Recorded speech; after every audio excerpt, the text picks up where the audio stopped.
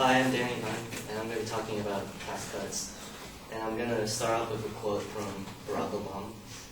After Democrats and Republicans committed to fiscal discipline during the 1990s, we lost our way in the decade that followed. We increased spending dramatically for 2 wars and an expensive prescription drug program. But we didn't pay for any of this new spending.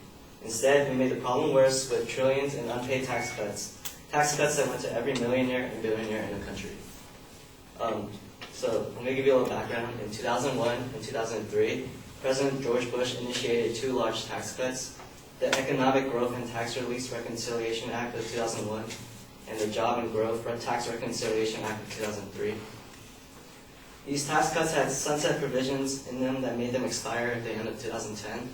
However, the issue to lower the tax rate was brought up again under the presidency of Barack Obama, and was resolved with a 2-year tax extension called the Tax Relief and Unemployment Insurance Reauthorization and Job Creation Act of 2010. So if the tax cuts were to expire, we would, at the end of this year, these tax cuts are set to expire at the end of this year unless Congress takes action.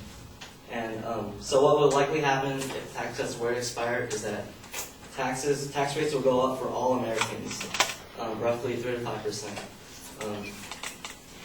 The maximum federal rate on long-term capital gains will increase from 15 to 20%, and the max rate on dividends will increase from 39 to 39.6%.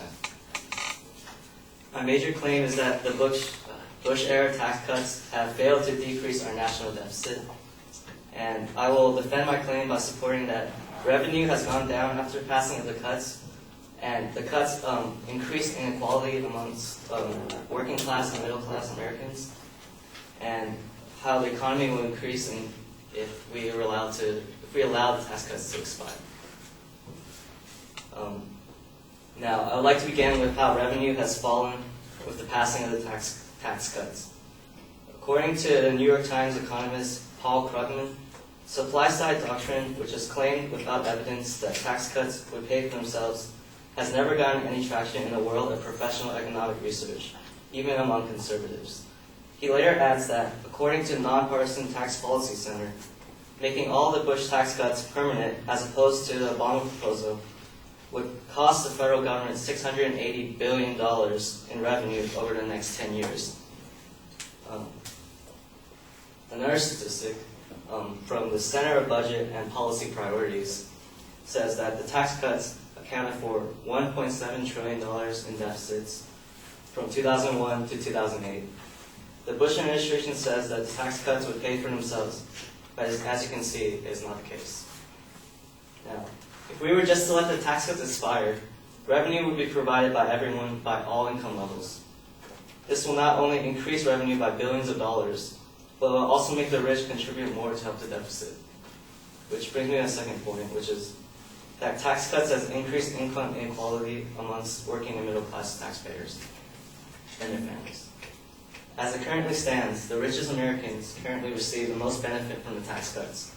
According to the Tax Policy Center, when the tax cuts are fully in effect, households with income above $1 million will receive tax cuts equivalent to an increase of 7.5% of their after-tax income.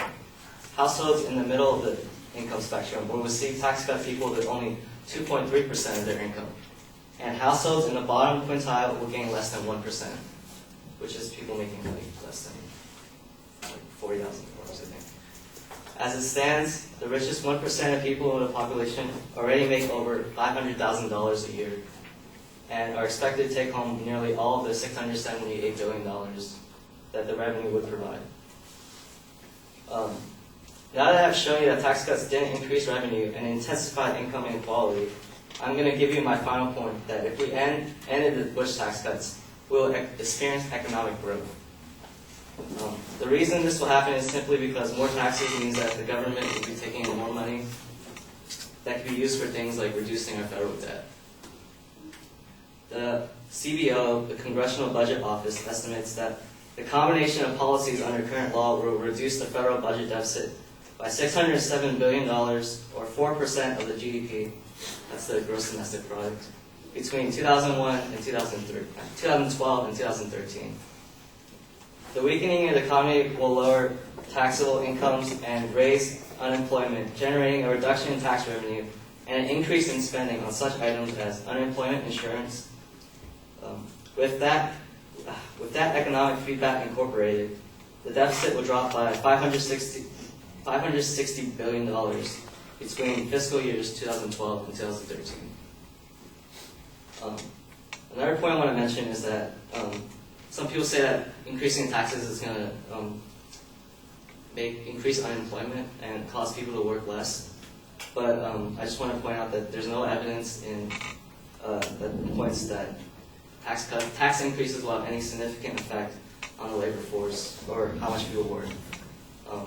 So, in conclusion, I want to say that the Bush tax cuts have failed to decrease our national deficit, has increased income inequality amongst working class families, and if we were to end the tax cuts, we would experience economic growth. Thanks.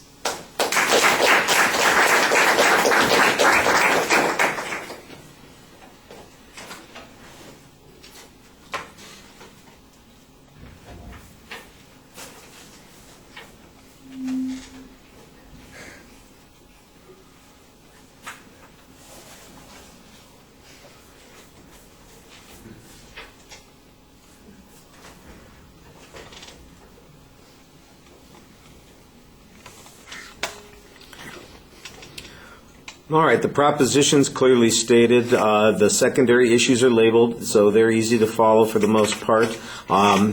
The movement to the secondary points during the speech I thought was pretty solid. You had very good internal transitions, letting us know that you were finished with one issue and moving on to the next, so it's not hard to follow. I do think sometimes that the statistics get presented need to be paced a little bit more and explained as they're being presented. There was a little confusion on that last quote from the CBO because it sounded at one point like there's talk about reasons why the deficit would increase with unemployment, and then there's an argument about how it's going to go down. I wasn't quite sure what the inference of the CBO or what the basis of their estimate was there, and that's one of those things when it's one of a half dozen pieces of statistical information that's being included and it's confusing, it might make people resist the argument that you're presenting. You usually cited the sources for your presentation and gave quotes and statistics on a pretty consistent basis. Like I said, I think that there's some probably big arguments that need to be made about the impact of taxes on the economy. Your argument at the end seems to be a reservation argument that says there's no evidence that provides that there's an impact on the economy, and I think that that's probably not an adequate answer, because I suspect that would be the main argument on the claim that you're presenting here. So although you do put in kind of a reservation rebuttal argument, the claim that there's no evidence on it kind of presupposes that the other side isn't going to be answering, and I'm not sure that you're going to find that that is the case. All right. Thank you.